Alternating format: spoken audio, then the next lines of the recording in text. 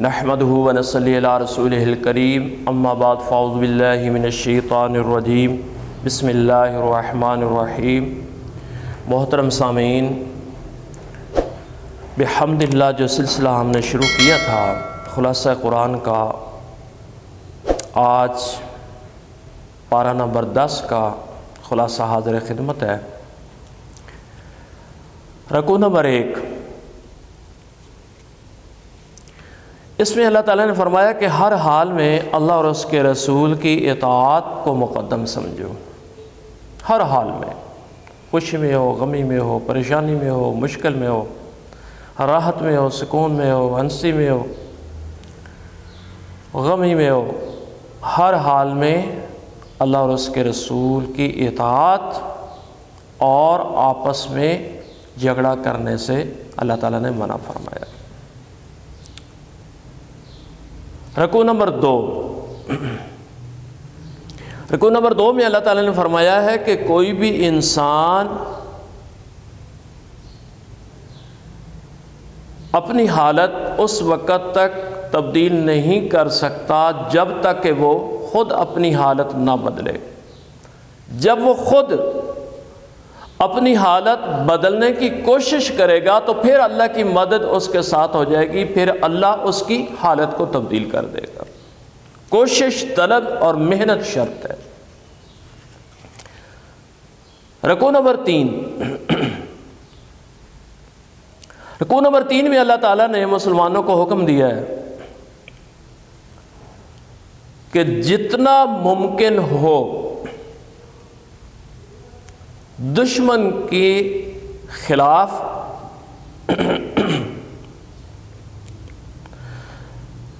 اپنی قوت کو مضبوط رکھو، اسلحہ جمع رکھو، فوج جمع رکھو جتنا ممکن ہو سکے، کیونکہ آپ کے دشمن ہر وقت آپ کو ختم کرنے کی کوشش میں رہتے ہیں، تو لہذا ہر وقت آپ کی تیاری۔ رکوع نمبر 4، اللہ تعالیٰ نے مسلمانوں کو، مومنوں کو جہاد کی ترغیب دی ہے۔ اے پیغمبر، اپنی امت کے لوگوں کو جہاد کی ترغیب دیں، جہاد پر ابھاریں کہ جہاد میں ان کی زندگی ہے، جہاد میں ان کی بقا ہے، جہاد میں ان کی عزت ہے، جہاد میں ان کا ولولہ اور جوش جو ہے اس میں ہی ان کی عظمت ہے، تو لہٰذا جہاد کی ترغیب دی گئی۔ رکوع نمبر 5، رکوع نمبر 5 میں اللہ تعالیٰ نے فرمایا کہ جو اللہ کے لیے ہجرت کرتے ہیں اپنے دین اور ایمان کو بچانے کے لیے، اور وہ لوگ جو ہجرت کرنے والوں کو جگہ دیتے ہیں، ان کی مدد کرتے ہیں، ان کو سنبھالتے ہیں، فرمایا یہ دونوں طبقے ایسے ہیں اللہ ان سے بہت خوش ہے، اور اللہ نے جنت انہی لوگوں کے لیے تیار کر رکھی ہے۔ سورہ توبہ رکوع نمبر 6، جب مکہ فتح ہوا تو اللہ تعالیٰ نے آپ علیہ الصلوۃ والسلام کو حکم دیا کہ محبوب اب یہ جگہ، یہ حرم، یہ بیت اللہ، یہ اتنی محترم جگہ ہے کہ اب اس کو شرک کے لیے ہمیشہ ہمیشہ کے لیے شرک سے پاک کر دو۔ تو لہذا فرمایا آپ ان میں اعلان کر دیں کہ 4 ماہ تک آپ کو اجازت ہے رہنے کی، اس کے بعد کوئی بھی کافر جو ہے اللہ اور اس کے رسول کا منکر جو ہے وہ حدود حرم میں کسی بھی صورت نہیں ٹھہر سکتا، اس لیے کہ وہ نجس ہے، ناپاک ہے، اور اللہ کا گھر پاک ہے، اس لیے ہمیشہ کے لیے منع فرما دیا نکلنے سے۔ رکوع نمبر 7، رکوع نمبر 7 میں اللہ تعالیٰ نے فرمایا ہے کہ جب تمہارا کسی قوم سے معاہدہ ہو، وعدہ ہو، تو اس وعدے کو ہر حال میں پورا کرو، نبھاؤ۔ اب اگر 4 ماہ کا ان کو وقت دیا گیا ہے تو 4 ماہ سے پہلے آپ ان کے ساتھ کسی بھی قسم کا کوئی تعارض نہیں کر سکتے. یہ گویا کہ معاہدہ ہو گیا. رکوع نمبر 8،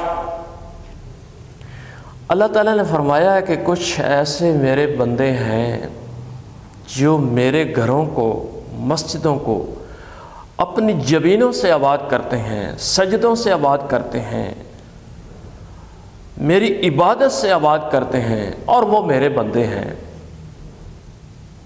تو پتہ چلا کہ مسجد میں اللہ کی عبادت کرنا اللہ کو سب سے زیادہ پسند ہے. رکوع نمبر 9، رکوع نمبر 9 میں اللہ تعالیٰ نے پابندی لگائی ہے کہ بھئی اللہ پاک ہے، لہذا اللہ کا گھر بھی پاک ہے، تو پاک اللہ کے پاک گھر میں ناپاک انسان داخل نہ ہو. تو ناپاک انسان کون ہے؟ جس کے سینے میں کفر اور شرک کی گندگی ہے، وہ ناپاک ہے، لہذا وہ داخل نہ ہو.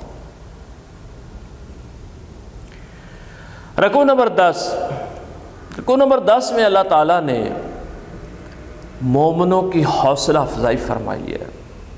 فرمایا یہ دین ہے نا آج جو تم دیکھ رہے ہو کہ بڑا کمزور ہے،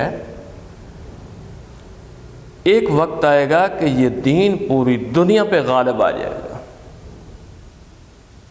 تو یہ آیا ہی غالب ہونے کے لیے ہے، مغلوب ہونے کے لیے نہیں. تمام دین جتنے بھی دنیا میں ادیان ہیں وہ مغلوب ہوں گے اور دین اسلام غالب ہو کر رہے. رکوع نمبر 11، اس میں اللہ تعالیٰ نے آپ علیہ الصلوۃ والسلام اور حضرت ابو بکر صدیق رضی اللہ تعالیٰ عنہ کی ہجرت کا ذکر فرمایا ہے کہ جب وہ غار ثور میں موجود تھے اور کفر وہاں پر پہنچ چکا تھا، تو حضرت ابو بکر صدیق رضی اللہ تعالیٰ عنہ نے جو خدشے کا اظہار کیا تھا اللہ نے اس کو یہاں پہ بیان فرمایا. رکوع نمبر 12، قُل لَن يُصِيبَنَا إِلَّا مَا كَتَبَ اللَّهُ لَنَا. ایک مومن کو، ایک مسلمان کو اللہ تعالیٰ نے ایک عقیدہ دیا ہے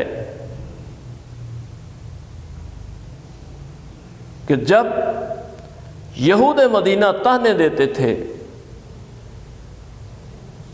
کہ جب تم اللہ کے چہیتے ہو تو پھر تمہیں یہ مشکلات کا سامنا کیوں کرنا پڑ رہا ہے،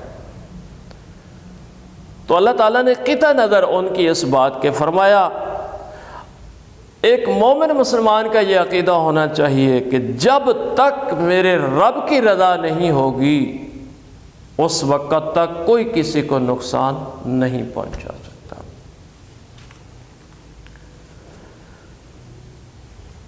رکوع نمبر 13، رکوع نمبر 13 میں اللہ تعالیٰ نے فرمایا ہے جو امیر لوگ ہیں ان کے اوپر زکوٰۃ ادا کرنا فرض قرار دیا، اب راستہ بتلایا کہ وہ زکوٰۃ کن لوگوں کو آپ نے دینی ہے.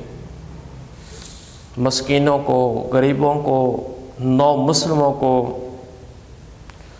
اور غلاموں کو چھڑانے میں، فوجیوں کو چھڑانے میں، اور مسافر سفر کرنے والوں اور اللہ کے راستے میں جہاد کرنے والوں پر. تو لہذا یہ 8 طبقے ہیں جن کو زکوٰۃ دی جا سکتی ہے. رکوع نمبر 14، رکوع نمبر 14 میں اللہ رب العزت نے منافقت کو سب سے بڑی بیماری قرار دیا ہے. روحانی بیماری، تمام بیماریوں میں سے سب سے بڑی بیماری جو ہے وہ منافقت ہے، نفاق ہے. تو لہذا نفاق سے بچنا چاہیے. رکوع نمبر 15،